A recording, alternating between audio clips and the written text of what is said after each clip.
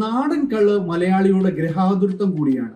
വിദേശത്തു നിന്ന് അവധിക്കെത്തുന്നവർ കള്ള് ഷാപ്പിൽ കയറി കള്ളും ഫുഡും കഴിക്കുന്നത് ഇപ്പോൾ പതിവാണ്. കേരളത്തിലെ പനിയിൽ നിന്നും തെങ്ങിൽ നിന്നും ചെത്തിയിറക്കുന്ന കള്ള് അധികം വൈകാതെ കടൽ കിടക്കാൻ അവസരമൊരുങ്ങുന്നു. ഇന്ത്യ UK സ്വതന്ത്ര വ്യാപാര കരാർ വന്നതാണ് കള്ളിനും അനുഗ്രഹമാകുന്നത്. തീരുവരഹിത ലിസ്റ്റിലാണ് കള്ള്. സ്വതന്ത്ര വ്യാപാര കരാർ പ്രകാരം ഭൗമസൂചികയിലുള്ള ഉൽപ്പന്നങ്ങൾക്ക് UK വിപണിയിലേക്ക് പ്രവേശനം സൗജന്യമാണ്. കള്ളിനെ കൂടാതെ ഗോവയിൽ നിന്നുള്ള ഫെനി, നാസിക്കിൽ നിന്നുള്ള പ്രത്യേകതരം വൈനുകൾ എന്നിവയ്ക്കെല്ലാം UK വിപണി കണ്ടെത്താൻ സാധിക്കും. കള്ളിന് കൂടുതൽ മികച്ച വിപണി കണ്ടെത്താൻ സാധിക്കുമെങ്കിലും കേരളത്തിൽ ഇതിന്റെ ലഭ്യത കുറയുമെന്ന ഭയം പലർക്കുമുണ്ട്. കള്ളും ഫെനിയുമെല്ലാം UK എത്തുമ്പോൾ അവിടെ നിന്ന് സ്കോച്ചും വിസ്കിയും എല്ലാം ഇന്ത്യയിലേക്ക് എത്തും. സ്കോച്ചിനും വിസ്കിക്കും നിലവിൽ ഇറക്കുമതി തീരുവ 150%. ഇത് 75% താഴും.